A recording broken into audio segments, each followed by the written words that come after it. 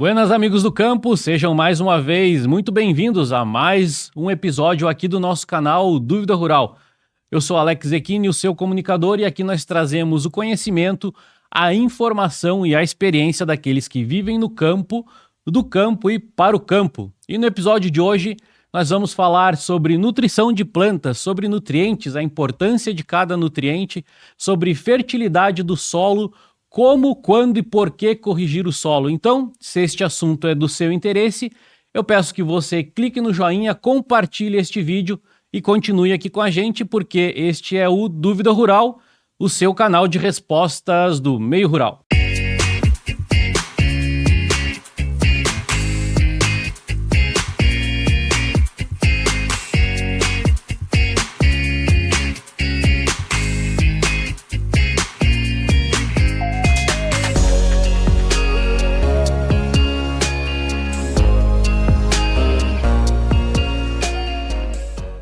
Muito bem, para conversar com a gente sobre nutrientes, nutrição de plantas e fertilidade do solo, nós trouxemos aqui o professor Paulo Roberto Hernani. Ele que é engenheiro agrônomo, possui graduação em agronomia pela Universidade Federal do Rio Grande do Sul, possui mestrado em fertilidade do solo também pela URGS, doutorado em fertilidade do solo e nutrição de plantas pela Purdue University dos Estados Unidos e também possui pós-doutorado pela Michigan State University. É também pesquisador bolsista do CNPq e professor da Universidade do Estado de Santa Catarina desde 1981, com mais de 44 anos, portanto, de experiência na área. Professor Paulo Roberto Hernani, seja muito bem-vindo ao Dúvida Rural. Obrigado, Alex. Boa tarde, seguidores do programa Dúvida Rural. É uma satisfação para a gente também estar aqui, colocar alguns conceitos e responder alguns questionamentos que certamente serão de interesse do pessoal do campo.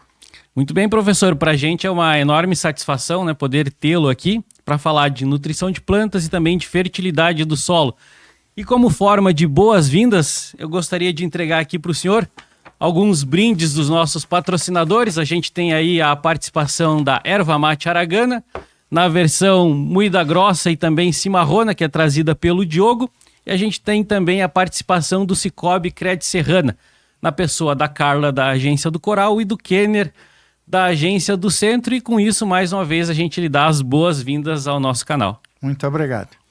Professor, é de praxe aqui que neste início a gente solicite ao nosso convidado que ele traga para a gente uma ideia de como esse tema se conecta à vida pessoal e à vida profissional. Como é que nutrição de plantas, fertilidade do solo se conectou à sua vida? Bom, Alex, eu sou técnico agrícola, né, formado na ETA em Viamão, e desde a época de técnico agrícola eu sempre me interessei pelo aspecto relacionado com adubação dentro da agronomia.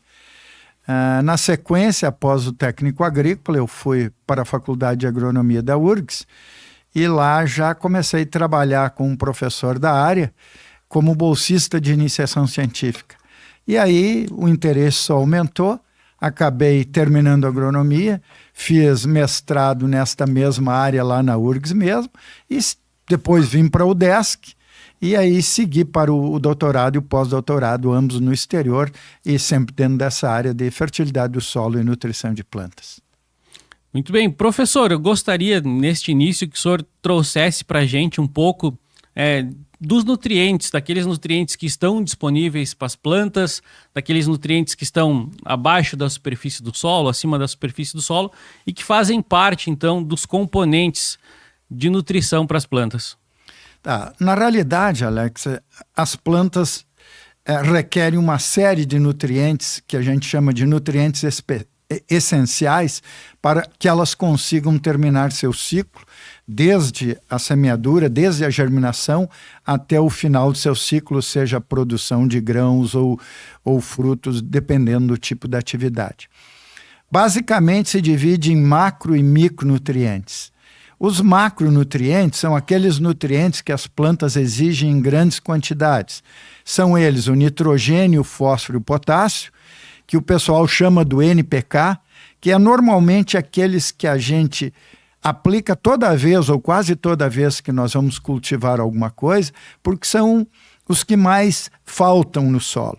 Tem também o cálcio, o magnésio e o enxofre, outros 3 macronutrientes, e depois tem aqueles nutrientes que as plantas exigem em muito pequenas quantidades, que são ferro, cobre, zinco, manganês, boro, molibdênio e cloro. Recentemente estão tentando incluir o níquel aí também nesse sistema. Para vocês terem uma ideia do que é macro e micronutriente, os macronutrientes as plantas requerem ao redor, um número assim bem aproximado, de 100 a 150 quilos por hectare ano, enquanto que os micronutrientes as plantas requerem menos de 1 quilo por hectare ano. Então as quantidades são muito grandes, a diferença entre as quantidades são muito grandes. Por isso que normalmente a gente só aplica macronutriente. Raramente a gente precisa aplicar micronutriente, mas quando precisa, eles também dão um grande impacto na produtividade, à semelhança dos macronutrientes.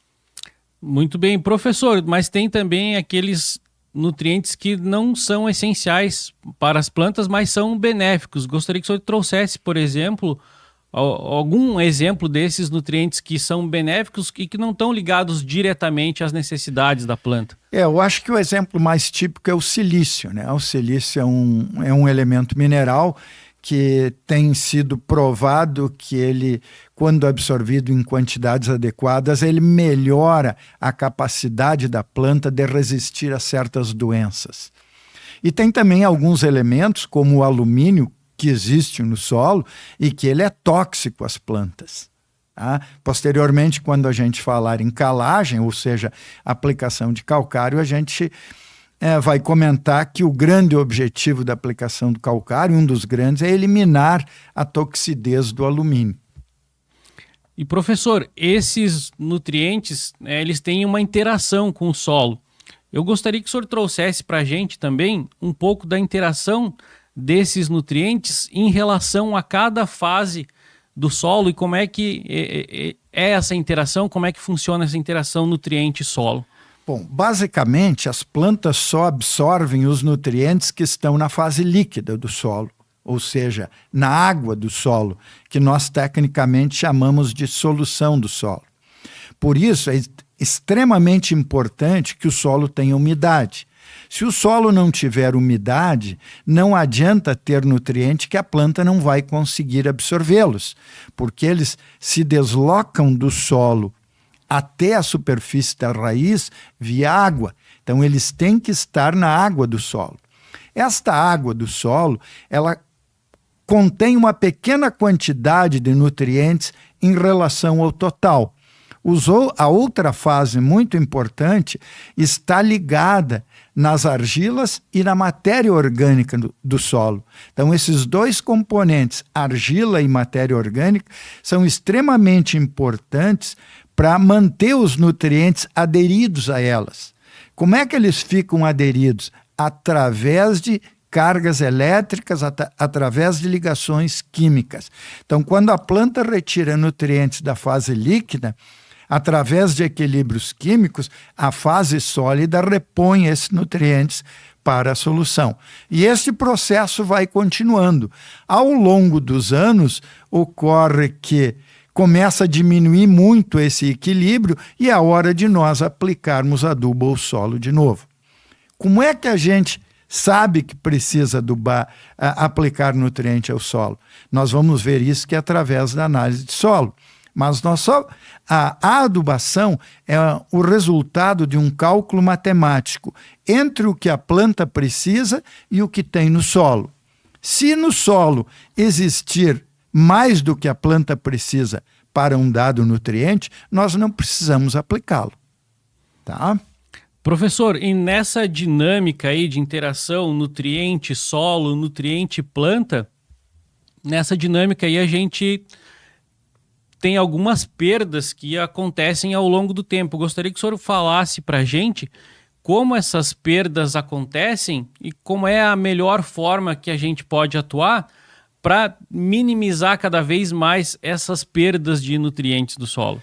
Bom, existem basicamente dois tipos de perdas. Uma é por erosão, ou seja, quando o solo, a terra, é transportada pela água da chuva e esse movimento ocorre somente em descidas, né? Se o solo é plano, não vai acontecer erosão.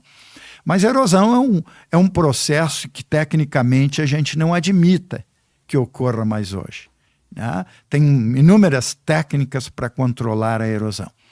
E a outra forma de perda é pela lixiviação, ou seja, a descida dos nutrientes verticalmente com a água da chuva, né? A água que se movimenta através da força de gravidade no solo, da superfície, para camadas mais profundas. Esta água, como falamos antes, não é uma água mais nutrientes, ou seja, é uma solução. E ela se desloca. Se ela se deslocar para profundidades além de onde está o sistema radicular, vai haver perdas irreversíveis desses nutrientes. Este é um fenômeno natural muito difícil de ser controlado, porque depende da quantidade de água que chove, né? Ou de água de irrigação. O que a gente pode fazer é não adubar excessivamente, porque quanto mais nós adubamos, mais nutriente vai ficar na água do solo, sujeito a ser perdido por lixiviação. Então, a adubação nós temos que aplicar nas quantidades adequadas. E aí, nesse caso, então, entra um fator que pode ser considerado determinante, que é a matéria orgânica na composição do solo, a presença da matéria orgânica no solo, permitindo então com que esse solo fique mais protegido. A matéria orgânica e a fração argila, que é aquela fração mais fina, que a fração mineral do solo, ela tem areia, que é a fração mais grosseira, tem o silt, que é o intermediário, e tem a fração argila, que é aquela mais fininha. A fração argila e a matéria orgânica do solo, principalmente a matéria orgânica do solo, é onde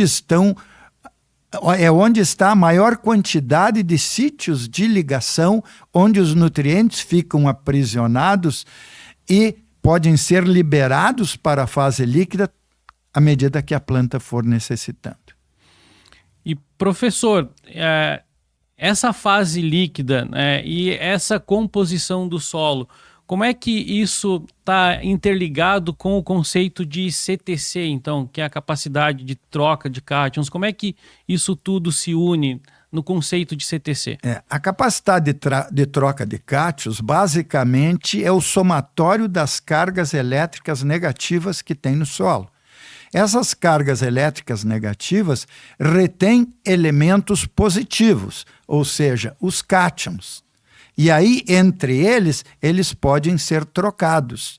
Eles vão competir por essas cargas elétricas negativas. Por isso que se chama capacidade de troca de cátions. Mas essa é uma ligação que só ocorre para os cátions. Quais são os cátions? É o nitrogênio na forma amoniacal, é o potássio, é o cálcio, magnésio, ferro, cobre, zinco, manganês e o alumínio, que não é um nutriente, mas é um elemento tóxico.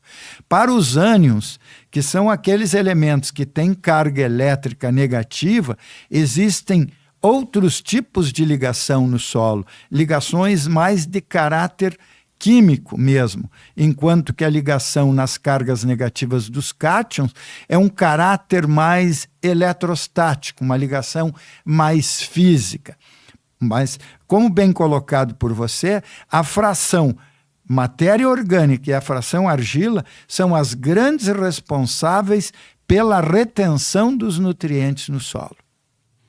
E, professor, quando a gente fala de CTC, a gente tem uma ideia, então, dessa composição de cátions básicos e cátions ácidos também. Gostaria que o senhor trouxesse para a gente uma ideia dessa composição, para que a gente possa entender um pouco também de como é formada ou como ocorre a acidez do solo, né? Se o senhor puder trazer essa ligação para que a gente possa entender melhor como a gente liga, então, a CTC do solo à acidez que o solo apresenta.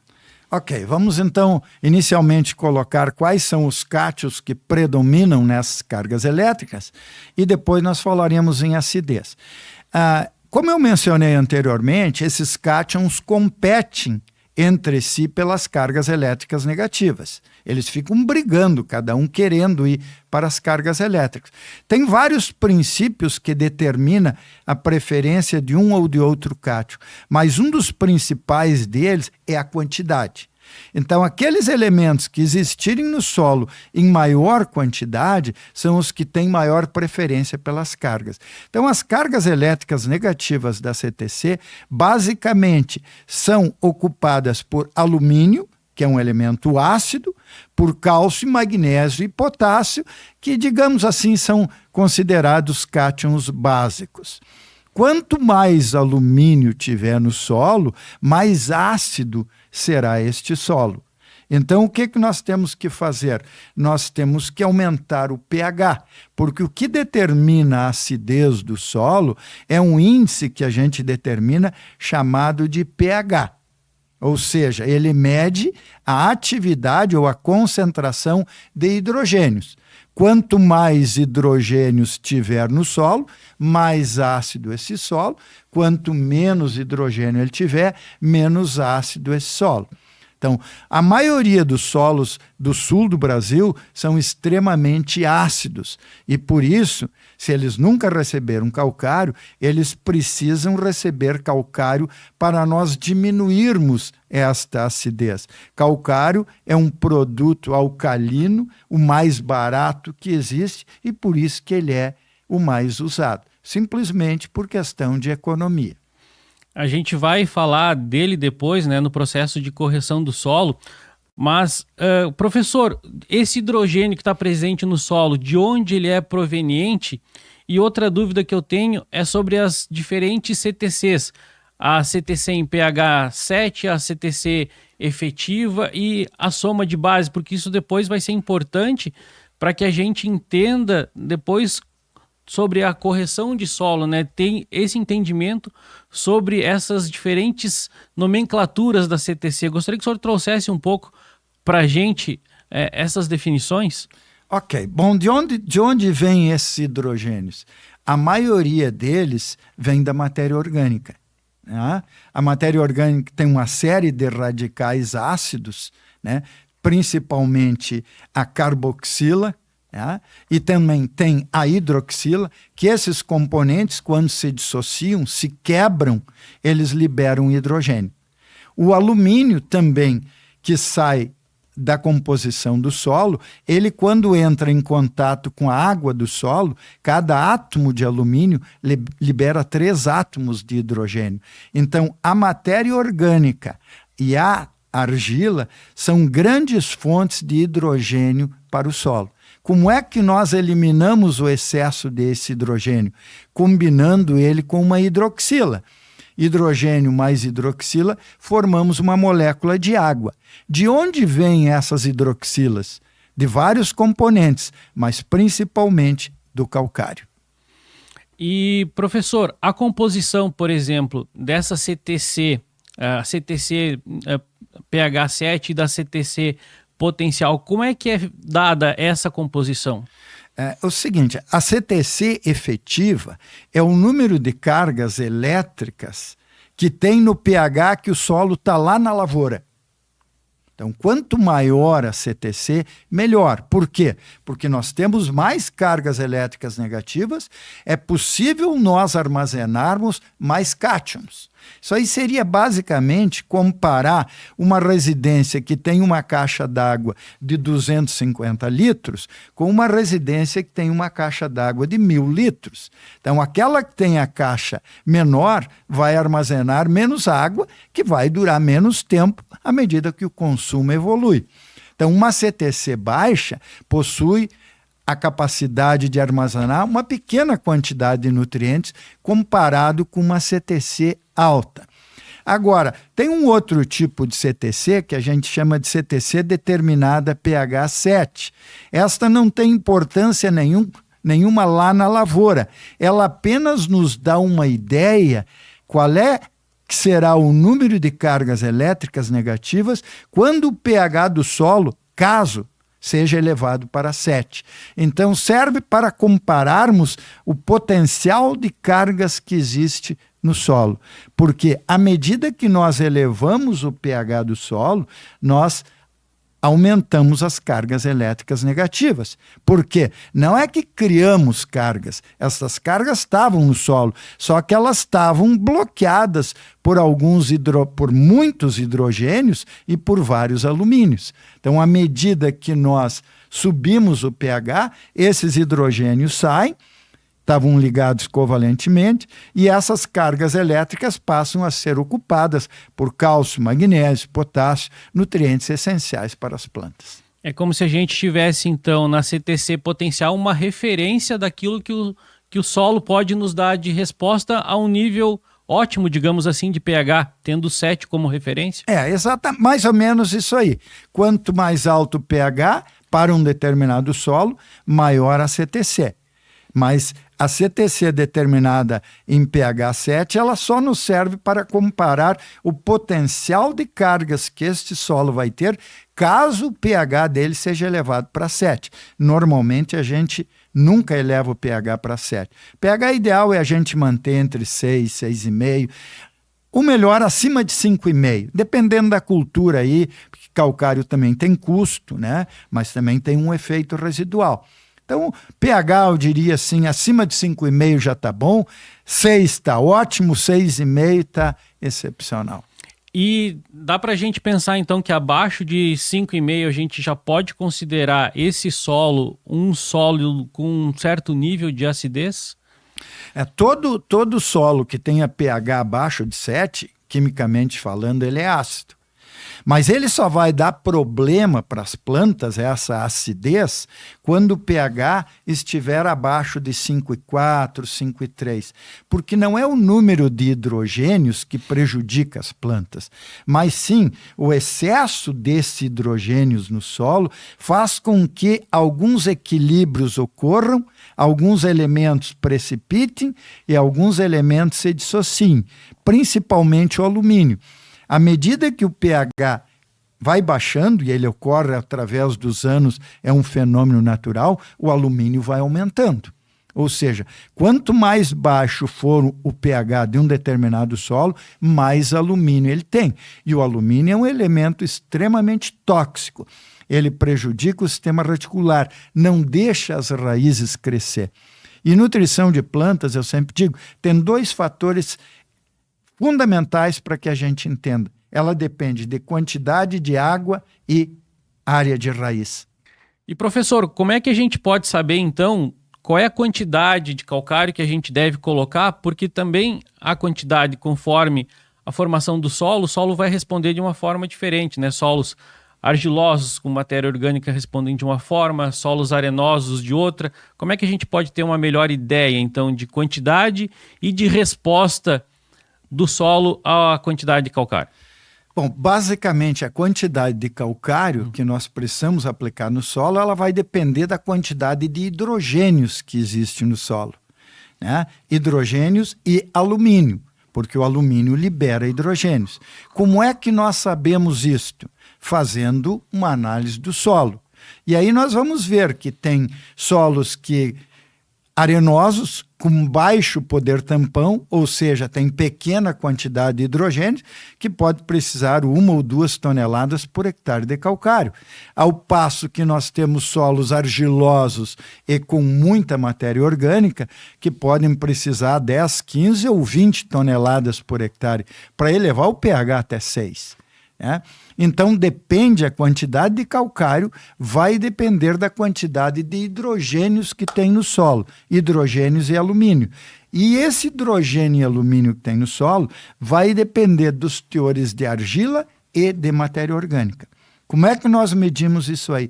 Com uma análise simples no laboratório de não mais do que 30 minutos, quando o produtor leva a terra para a gente. E isso aí eu acho que é importante frisar.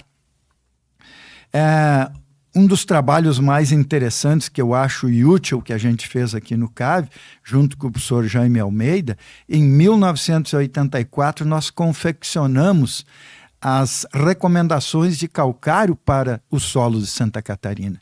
né? E desde então, todo produtor, toda vez que vai plantar alguma coisa, ele tem que consultar esta tabela, o agrônomo dele, ou ele tem que consultar essa tabela que nós fizemos há mais de 40 anos atrás, né? Específica para o solo Santa Catarina. Então, o produtor leva a amostra no laboratório, nós fazemos uma medida lá e em 5 minutos, consultando a tabela, ele vai ver quanto de calcário precisa aplicar no seu solo. E essa tabela está disponível onde? Como é que o produtor faz para acessar, professor? Gostaria que o senhor trouxesse para a gente mais detalhes sobre essa consulta, se o laboratório já faz essa consulta automaticamente, como é que funciona? Os laboratórios todos têm esta tabela, mas ela pode se encontrar também no livro de recomendações de adubação e calagem para os solos de Santa Catarina. Ou ligar lá para o CAB, para o setor de fertilidade do solo, que a gente fornece. Essa tabela está divulgada em vários locais científicos aí. Toda a biblioteca tem, fácil de achar. Na internet também tem, é só botar tabela de recomendação de calcário para os solos de Santa Catarina e ele vai encontrar. E lá nós temos uma recomendação para 3 tipos de pH que o produtor pretende elevar. Digamos que ele produza na área de pecuária, que é uma atividade, digamos, onde a adubação e a calagem representam muito do custo total, o produtor normalmente eleva o pH para 5,5. Então nós temos quanto de calcário vai para ele elevar para 5,5. Se nós pegarmos uma cultura tipo soja, milho, feijão, normalmente se eleva o pH para 6. Também tem a tabela para elevar quanto de calcário vai para elevar o pH para 6 e para 6,5 da mesma forma, se ele quiser entrar em fruticultura ou atividades que precisem de pH mais alto. Professor, e o produtor ele está acostumado a fazer essa análise de solo, né? A coletar essas amostras para análise. Mas a análise do calcário em função dos diferentes percentuais de cálcio e magnésio, ela normalmente é feita ou isso é uma questão de produtor para produtor? Como é que o senhor enxerga isso? Não, quando você compra o calcário, já vem a análise do calcário. Na realidade, vem... o calcário, nós definimos a qualidade dele por uma sigla chamada de PRNT, que é o poder relativo de neutralização total. Isso aí significa o que contribui para a qualidade do calcário? Em primeiro lugar, a finura dele. Quanto mais fino, melhor. E em segundo lugar, a capacidade dele liberar hidroxilas, que são os componentes que vão reagir com os hidrogênios. Então, esses dados vêm no calcário quando tu compra ele ensacado ou vem na nota quando tu compra ele a granel. A qualidade do calcário. Vem lá o percentual. Todas as nossas tabelas recomendam um calcário como se ele tivesse uma qualidade 100%. Raramente os calcários têm. A maioria tem de 70% a 90%. Então aí o produtor e seus técnicos têm que fazer uma compensação. Se a tabela me manda botar, por exemplo, 5 toneladas de calcário por hectare, considerando 100%, se o meu tiver 90%, eu tenho que colocar um pouco a mais para compensar esses 10% a menos que tem. É uma regrinha de 3 bastante simples. É como se ele fosse 90% eficiente, então tu colocasse mais 10% para compensar essa ineficiência que a tabela mostra. Basicamente isso aí. E professor, o calcário, ele funciona de certa forma incorporado no solo, né? Como é que a gente pode pensar, então, o senhor falou na atividade de pastagem, para aquelas pastagens que já estão estabelecidas, como é que a gente pode imaginar que a resposta do calcário se dá em função de culturas que já estão estabelecidas, por exemplo?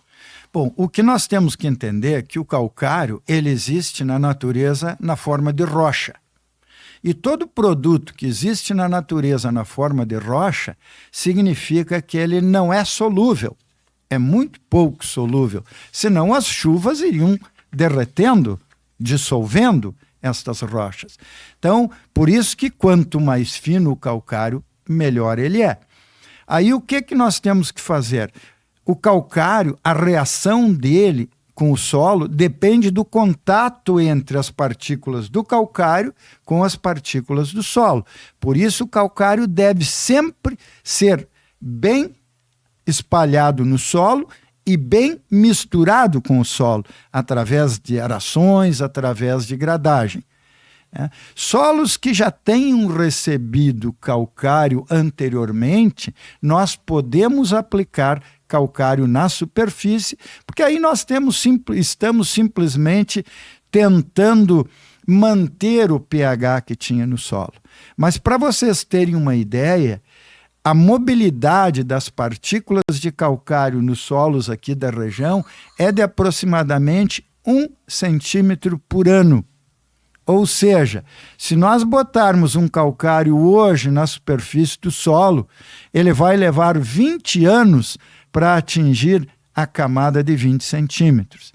Então, e aí, para quem tem uma pastagem ou algum pomar já implantado, vale a pena colocar na superfície?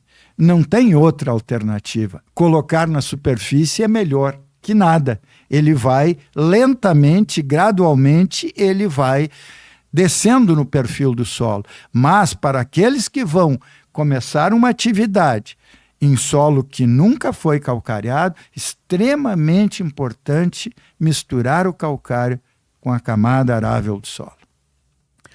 Professor, e o senhor comentou antes ali que a forma das raízes e o sistema radicular das plantas ele é diferente, né? Existem plantas com raízes mais curtas, plantas com raízes mais longas e a capacidade dela, então, de absorção de nutrientes também muda. Como é que a gente pode pensar, então, que a gente consiga incorporar esse calcário a níveis mais profundos, tendo em consideração, então, que a gente pode trabalhar com plantas com um sistema radicular um pouco mais desenvolvido?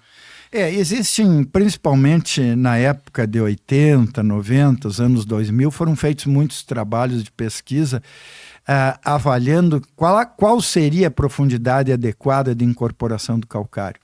E basicamente chegou-se à conclusão que para plantas de sistema radicular muito profundo, tipo as frutíferas, vamos pegar aqui na região um caso típico, seria a macieira e a videira, né? O ideal seria ao redor de 30 centímetros. E para culturas anuais, seria ao redor, culturas anuais entendendo como milho, soja, feijão, trigo, aveia, azevém, ao redor de 20 centímetros.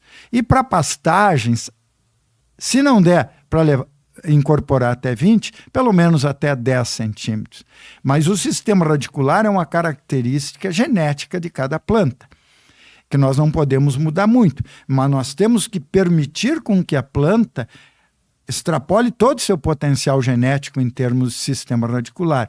E isto vai depender principalmente do alumínio. Se tiver alumínio no solo, o sistema radicular será prejudicado. E por que não há necessidade de incorporar mais fundo? É simplesmente questão econômica, né? Quanto mais fundo eu tiver que incorporar o calcário, mais calcário eu vou ter que botar. Porque na camada de 0 a 10 centímetros, eu tenho uma quantidade X de hidrogênio. Na camada de 0 a 20, eu tenho uma quantidade, o dobro do que tem na de 0 a 10. Então, eu precisaria o dobro de calcário. Se eu pensar em incorporar calcário até 40 centímetros, eu terei que botar o dobro da dose que eu botaria para 20 centímetros. E as tabelas de recomendação sempre consideram 20 centímetros como padrão. Se eu botar uma forrageira até 10 centímetros, eu uso metade do que a tabela indica. Se eu for botar numa macieira até 30 centímetros, eu boto 50% a mais do que a tabela está indicando. Porque tudo depende da quantidade de hidrogênios que tem no solo. E, professor, sobre as quantidades recomendadas, isso acontece de que forma na composição ali, na incorporação no solo, né? Ou na forma de corrigir? Ela é colocada de uma única vez ou ela é dividida em algumas vezes? Como é que isso acontece na correção? Tudo depende da quantidade aplicada. Normalmente, quando as doses são inferiores a 7, 8 toneladas por hectare, você aplica uma vez e incorpora. Se for quantidades maiores que isso, 10, 12, 15 toneladas, recomenda-se fazer a aplicação em 2 vezes. Aplica metade, faz uma lavração, uma gradagem, aplica o restante e incorpora novamente com aração ou gradagem. É importante que o calcário seja bem misturado com o solo.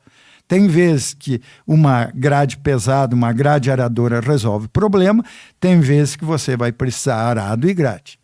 Então, tudo vai depender de situações específicas. Lá no campo, você está aplicando calcário, está passando com o implemento agrícola e vendo se ele está misturando ou não. É algo visual. Professor, outra dúvida que eu tenho, na nossa região aqui a gente ainda tem a presença muito forte de uma pecuária extensiva, uma pecuária em campo nativo. A resposta do calcário em campo nativo, ela traz algum benefício para o produtor? Que benefício pode ser esse? O produtor enxerga algum benefício aplicando calcário em campo nativo para o pasto nativo, né? Para as questões como o desenvolvimento da pecuária extensiva?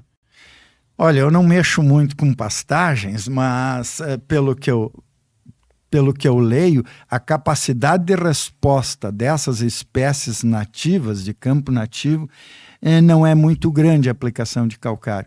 Se você for aplicar calcário, seria melhor você introduzir sobre essa pastagem algumas espécies cultivadas, tipo aveia, azevém, né? Mas em situações pedregosas, onde você não consegue introduzir essas espécies, eu diria assim que a capacidade do campo nativo responder é bastante pequena. Seria praticamente inviável, então, trabalhar com calcário em campo nativo, dada essa resposta. Eu não diria inviável, eu diria assim que a capacidade das plantas aumentarem a produtividade pela aplicação de calcário é pequena. Não que não exista, é pequena. É pequena. Talvez o custo aí não compense, então, a produção que ela traria. Possivelmente. Professor, e pelo lado contrário, quando a gente tem, então, o calcário aplicado, como é que essas plantas vão responder, então, em função dessa correção de solo? Como é que se torna a absorção de nutrientes pós-solo corrigido? Bom, então vamos explicar o que é o calcário. O calcário é um componente que tem cálcio e magnésio, normalmente cálcio e magnésio, e aí a gente chama de calcário dolomítico, e tem alguns calcários que só tem cálcio, que é o chamado calcário calcítico. A gente deve dar preferência para o calcário dolomítico porque ele nos dá 2 nutrientes ao mesmo tempo, cálcio e magnésio. E é mais barato que o calcário calcítico, que só tem cálcio.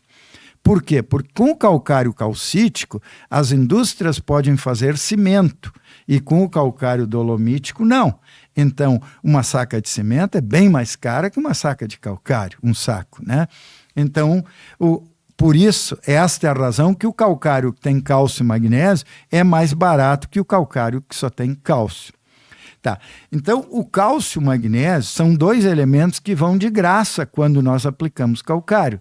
A finalidade de nós aplicarmos o calcário é consumir, é neutralizar parte do hidrogênio que existe lá no solo, para que o pH suba pelo menos até 5,5 e aí deixe de existir o alumínio. Porque o alumínio, que é esse elemento tóxico para as plantas, acima de pH 5,5, ele deixa de existir. Não é que ele foge do solo, é que ele passa para formas que a gente chama quimicamente de precipitadas. Ele passa para formas sólidas, né? Não solúveis, não fica mais dissolvido na água do solo, então a planta não pega este alumínio, ele deixa de ser tóxico. Essa é a grande finalidade de nós aplicarmos calcário no solo, é neutralizar, eliminar o alumínio. E aí, de graça na carona, a gente está aplicando cálcio e magnésio. Professor, e de que forma essas plantas têm acesso aos nutrientes que estão ali nessa fase líquida do solo? Como é que as plantas acessam esses nutrientes? Bom, o que ocorre? Quando nós aumentamos o pH, nós diminuímos a toxidez de alumínio e, se existir toxidez de manganês, também. Isto aí, eliminando essa toxidez, principalmente de alumínio, a planta vai expandir mais seu sistema radicular, vai entrar em contato com um maior volume de solo, onde terá maior quantidade de nutrientes disponíveis. Então, o fator número 1 é que nós vamos possibilitar a planta ter um sistema radicular mais volumoso, explorar mais solo e pegar mais nutrientes. Além disso, quando o pH sobe também acima de 5,5, parte da matéria orgânica serve de alimento para os micro-organismos do solo. Eles decompõem parcialmente essa matéria orgânica e liberam nutrientes que são essenciais para as plantas. Professor, o senhor falou ali de matéria orgânica, e se a gente pensar então que um solo equilibrado ele deve ter um percentual de matéria orgânica? Por exemplo, se a gente for pegar um hectare então e considerar nesse hectare 10 centímetros de matéria orgânica, nessa área a gente vai ter aí cerca de 10 toneladas de matéria orgânica. Mas parece que é muito, mas representa 1%, né, dessa quantidade, desse volume. O correto seria a gente imaginar que um teor de matéria orgânica considerado excelente para o solo estaria em que níveis? Isso depende muito de solo para solo. Mas eu sempre digo assim, matéria orgânica, quanto mais melhor. Aqui na nossa região, os teores de matéria orgânica estão ao redor de entre 4% e 6%. Em solos mais arenosos, indo mais para o litoral, está na faixa de 1,5%, 2%. Eu diria que solos acima de 2% de matéria orgânica já vão ter uma quantidade de cargas elétricas e sítios de ligação bastante razoável. Dentro desse número que tu falou, só para o pessoal ter ideia, se nós considerarmos um hectare, que são 10 mil metros quadrados, considerarmos na camada de 0 a 20, que é 0,2 metros, se este solo tiver 5% de matéria orgânica, nós teremos 100 toneladas de matéria orgânica neste hectare na camada de 0 a 20. Então é bastante significativo, né? Mas o que eu diria? Elevar o teor de matéria orgânica do solo é muito difícil, porque as quantidades que nós temos são altas. O que nós temos que fazer é preservar o que tem lá, não diminuir o teor de matéria orgânica. Adotar práticas para minimizar a decomposição da matéria orgânica do solo. Que práticas são essas? Evitar a erosão do solo e evitar queimas do solo. Antigamente o pessoal fazia uma cultura de milho e queimava a palha. Hoje já não se faz mais isso, porque tu não só queima aquela palha que foi produzida pela lavoura, mas tu está queimando parte da matéria orgânica que existe no solo, acumulada por dezenas e dezenas de anos. Né? E isso traz, essa presença da matéria orgânica, ela traz vários benefícios. Eu gostaria que o senhor citasse para a gente alguns benefícios, porque aí tem umidade, temperatura, né? Tem uma série de benefícios que a presença da matéria orgânica traz para a cultura, né, professor? Digamos assim, tem vários aspectos que a matéria orgânica, o aumento da matéria orgânica contribui para o aumento da produtividade agrícola. Né? Primeiro lugar é que ela vai te proporcionar maior atividade micro-orgânica. Toda a microbiologia do solo será favorecida, porque ela basicamente é formada de carbono, né? Átomos de carbono, que é de onde os micro-organismos tiram a sua atividade. Aí também, quanto mais matéria orgânica tiver no solo, mais cargas elétricas negativas, maior será a CTC, capacidade então de reter cátions, maior será a capacidade de reter ânions através de sítios de adsorção específica. Também, quanto mais matéria orgânica tivermos, maior será a capacidade do solo de reter umidade. Então, são inúmeros os fatores que o teor de matéria orgânica elevado contribui para a capacidade produtiva do solo. E eu sempre digo para meus estudantes, Se é muito difícil elevar o teor de matéria orgânica do solo, pelo menos vamos preservar o que tem lá. Porque quanto mais matéria orgânica existir no solo, maior será a capacidade produtiva de um dado solo. Não é o único fator, mas é um fator extremamente importante na determinação da capacidade produtiva do solo. Professor, então isso nos dá uma ideia de que é essencial então manter o equilíbrio do solo. E quando a gente trata então dos fatores de cálcio e magnésio, por exemplo, que percentuais a gente pode determinar que são percentuais considerados ótimos para manter um solo equilibrado? Não só cálcio e magnésio, mas também todos os demais nutrientes. Cada nutriente tem uma certa quantidade no solo, acima do qual a gente considera bom e abaixo do qual a gente considera insuficiente. Se pegarmos cálcio, precisaria 2 centimol de carga por quilograma, magnésio 1. Então, uma relação cálcio e magnésio teria que ser de 1,5 para 1 até 7, 8 para 1, desde que tenha mais de 2 de cálcio e mais do que 1 de magnésio. Potássio, por exemplo, vai depender do tipo de solo. Nós podemos ter solo onde 60 ppm esteja bom, outros que precisam 90 e outros que precisam 120. Depende da CTC do solo. E a mesma coisa ocorre com fósforo. Vai depender do teor de argila do solo. Então, este é algo que a gente demandaria bastante tempo para tentar explicar, né, para os seguidores do canal, porque cada nutriente tem um valor mínimo que é considerado suficiente, e este valor mínimo depende de alguns parâmetros. Fósforo, por exemplo, nós temos que considerar o teor de argila. Potássio, nós temos que considerar a capacidade de troca de cátions. Então depende muito, é muito difícil de te explicar em poucos minutos. Isso demanda também várias análises e depende muito da condição daquele momento, né, professor, de cada propriedade e também de uma análise de solo para que a gente tenha esses valores determinados. E professor, chegando aqui para um bloco final já desse nosso bate-papo, eu gostaria que o senhor trouxesse para a gente uma mensagem para aqueles que trabalham com nutrição de plantas, com fertilidade do solo, daquilo que o senhor considera essencial, né, para aqueles que precisam trabalhar com nutrição e fertilidade, uma mensagem do professor sobre o que o senhor considera, então, que deve ser determinante nesse tema. Eu acho que inicialmente tanto o técnico quanto o produtor tem que ter como ponto de partida uma análise de solo.